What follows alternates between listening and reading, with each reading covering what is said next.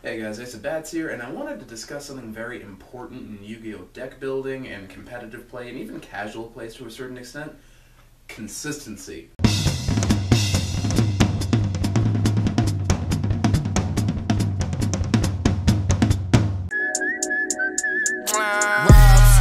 Two damn phones, Babylons can't crack the code. Consistency is the reason that you always open the nuts with your hands, or occasionally while you're just going to Brick City all day, every single day.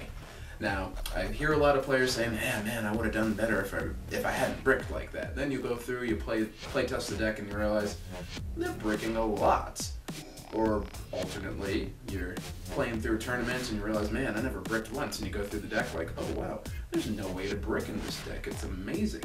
Now, no matter what you do, you're gonna brick, you're gonna open the nuts. That's just how statistical probability works. There's a 1% chance of whatever happening, and if you do something over a large enough sample size, it's gonna happen one way or another. We're here to talk about natural ways to increase the consistency in your deck. Okay, so the first thing we want to talk about is playing cards that are in Archetype. Now, as you see here, I have Pendulum Magicians, which have a ridiculous amount of searchability, and everything's in Archetype with them. A nice thing about having it, you're always going to be able to get to your big cards because they have some way of searching for it. Pendulum will get you a Magician card, and as you can see, we have plenty of cards that have Magician in their name. That's an easy way to do it. Wisdom Eye will get you a Magician card, plenty of cards that have Magician in their name. That'll do it. Perform a Pal Skulker Bad Joker searches for a lot of different things in Archetype, so anything with Perform a Pal, Odd Eyes, or Magician in its name, it'll search for, which is really helpful. So you can actually turn a little card combo into this into a lot of different things just by pulling different cards out and getting you the hands that you want, and then whatever else that you have on top of it is just basically a bonus. So that's one way to increase consistency right there. Play mostly cards that are in Archetype. Not necessarily all cards that are in Archetype. There are some cards that just have no reason to be played, like Dharma Eye Magician in Pendulum Magicians, for example. It's a pretty suboptimal choice. It's useful, it has its uses, but I wouldn't play it over something like Astrograph Sorcerer. What I would recommend, however, if you're between a generic card and a card that's in Archetype, if they do functionally the same thing, but that card that's in Archetype is searchable, I'd probably put the in Archetype card in first unless it's absolutely outstanding. So I'd say Pendulum Halt over Pot of Desires in this particular case, even though there are a few more circumstances. It's just overall going to be more consistent, it's easier to find, and frankly, it's a little bit of a better card, I think, in my opinion. The next thing you can do, if you can't get more searchable cards, the better thing to do is get through them faster, so you want to add draw power. Take Blue Eyes, for example. Very powerful deck. It naturally has a lot of bricks. As you can see, we are running like a dozen giant monsters that you can't just summon for no clear nor apparent reason, and it makes it a little tough to play through if you end up with a hand like this, this, and this. You notice you can't summon anything first turn here, and you're just going to be able to float on an Effect Veiler and pass, which is a problem. So that's why you want to add in cards like Trade In over here, so then you're able to draw off these cards over here. So let's say you have your Effect Veiler and you have your Blue Eyes here. You're going to trade those in to get them into the graveyard. And what could we possibly draw? Oh my goodness, I drew a Return of the Dragon Lords. Oh, even better, I drew a Sage with the Eyes of Blue.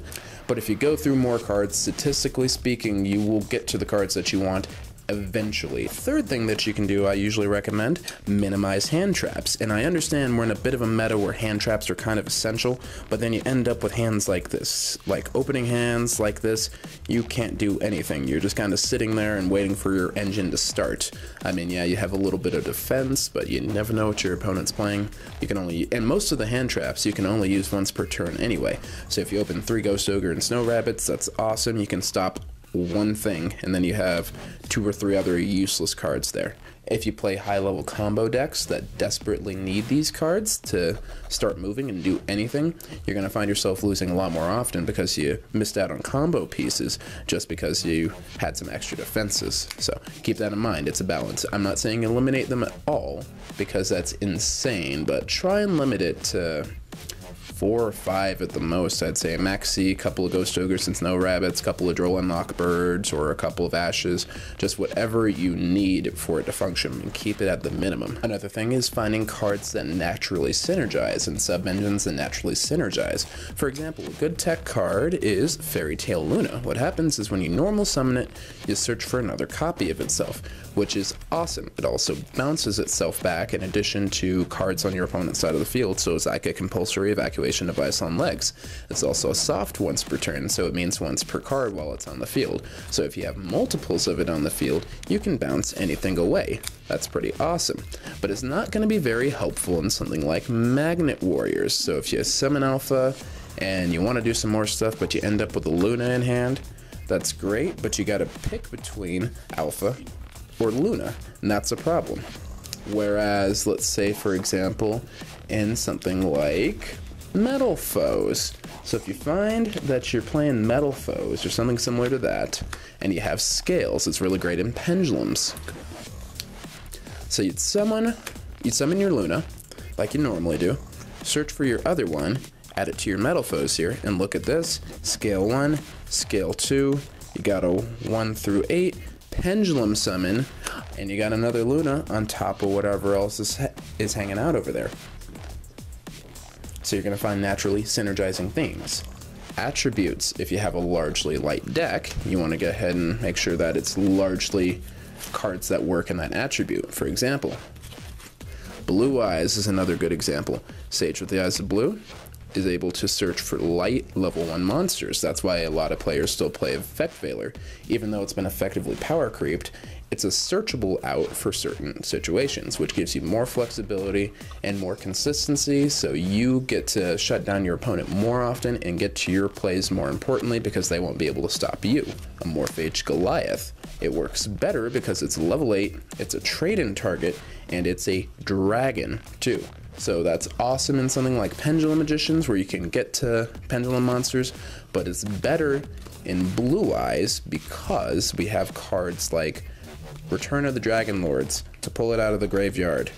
We have cards like Melody of Awakening Dragon to put it in the graveyard in the first place, and other cards like Trade-In where we can use the Morphage Goliath to get us more of our cards. Generic engines. If you have a generic engine, make sure it can do more than the one thing it does. Now that doesn't seem to make a lot of sense, but for example I have the Spellbook Magicians over here. Okay, so Spellbook Magician of Prophecy, aka Blue Boy, is good. It searches for your Spellbook of Knowledge, and then you get rid of it immediately, and you draw 2 more cards. Drawing cards, especially in ABCs, is good. Here's how you make it better. Say you have a Spellbook of Knowledge, but you don't have any spellcasters. That means this A Assault Core is stuck on the field, you're out of cards, and you have the Spellbook of Knowledge that can't do anything, so you set it as a bluff and you get blown out. That's a problem. Something like a Skullcrabat Joker, you got your search off of this, and then you can send it away and draw 2 more cards. Oh, and look at this. Now we have these 3 cards that put us back in business because these are spellcaster monsters. So again, Blue Boy works great elsewhere, but it wants to have more than one job. If a card doesn't have more than one job, unless it's outstanding like Raigeki or Monster Reborn or something along those lines, it probably shouldn't be in the deck. Another idea, take advantage of harmonizing ideas and harmonizing themes. For Duelist Alliance, for example, it'll search for anything with the word pendulum in its name, like Double Iris Magician, which is always treated as a pendulum dragon, so it's got pendulum. And then another card like Luster Pendulum, which actually has it in its name too. So this opens up these cards to being synergized in other decks, like let's say for example Dino Mist. So then in Dynamist, a deck that doesn't naturally have any real tuners, if you did put out Terran, and you did put out Duelist Alliance to search for Luster Pendulum, now you have access to Ignister Prominence, whereas normally you wouldn't have that access. And another example of a card having more than one job would actually be Abyss Actor Curtain Raiser. So for example, it functions as a scale, which is good, and then it's also a Cyber Dragon to get a card on the board, which is better, and it can make Electromite easier. But then after that, not much you can do with it out of the Pendulum Zone, because you can only use that effect once per duel. So what happens when you get another one of them? Well, guess what? You can Pendulum Summon it along with another copy of itself, or the Skullcrabat Joker over here, and then you can overlay it, because then it has another job. That's the trick. Brilliant Fusion, excellent card as it may be, doesn't have another job outside of just being a target. Another good idea for making decks more consistent, smart hybridization. Now some decks are kind of small, they don't have enough cards just on their own to function as an archetype. So sometimes you want to hybridize them with a couple other cards. For example, the ABC cards. On their own, there aren't a lot of great union monsters that are light and machines at the same time, so you want to hybridize them with something similar. Now the Magnet Warriors have a pretty similar theme with trying to get themselves all together at once to sacrifice to make a big monster, but these are rock, and these are machine, these are light, and these are earth. They don't really go together, even though the magnetic theme would have you think otherwise. Metal Foes. Now the thing about Metal Foes is it adds a pendulum engine to these ABCs over here, and I know that sounds silly, but the big thing about it is they can also destroy their own cards. The ABC cards go off when they're sent to the graveyard or destroyed. Now, I've showed you combos before where you can destroy your own Crush Wyvern, bring out an Assault Core just because you've been using Metal Foes and things like that. In addition, it gives you an extra summon, which is oftentimes just something I notice in ABCs. You don't get all three of the Union monsters on the field at the same time, so it gives you an extra option for fusion-heavy archetypes, so they benefit from the fact that these are a fusion-focused archetype too. And the last tip that we have for you, do a hand check. So shuffle up your deck real good, and then draw 5 cards on top of the deck and do some test hands. See what you can do with the cards over here. So you set the Eternal Soul, set the Navigation, but you're finding you're not running into enough Magicians, but that's okay because you have this. You can use Illusion Magic for later, and boom, you'll have a Magician for the hand, so that's a pretty good hand. Whereas this hand, with the Allure of Darkness here, is admittedly kind of rough. Now, this is a hand where I'd kind of prefer something different. Like, let's say, for example, I'd want to have Spellbook of Knowledge here. So I'd remove my Allures of Darkness and increase the number of Spellbooks of Knowledge. So do this a couple of times. I usually draw the deck out into 8 full hands, a couple going first, a couple going second hands. I very rarely play a full 40 cards. I usually do something a little closer to 42 cards because I'm a weirdo like that, and that seems to bother people, and I like that. I'll split them into 8 different hands. We'll see which ones. If I have a play, awesome. If I don't have a play, that's a bad hand. And then we just go from there and determine consistency percentage from there. So it'll be every 5 out of 8 hands would be considered good. Then that's a problem. You got to go back to the drawing board to get a little bit more work done. Whereas if you're getting 7 consistent hands, 7 good hands where you have something to do, then that's usually where you're in a pretty good spot.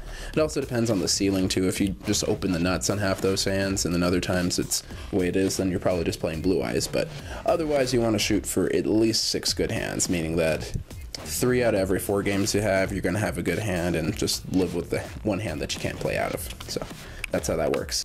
Thanks again, ladies and gentlemen. That's all of our tricks and tips for the day. Down in the comment section below, go ahead and tell us what you do to increase your deck consistency, to make your test hands better and make your real hands better. And please don't comment anything stupid like, oh, I just go to Yu-Gi-Oh! Top Decks and download the latest deck, or I just net deck it. Any monkey can net deck. Everyone knows that you net deck. That's fine. If you're gonna take a tried and true formula, that's fine. Do it. But we want to know how you, as an individual, make your decks better. That's what I'm concerned about. So comment in the comment section below, like, comment, and subscribe if you haven't already, and then we'll see you next time.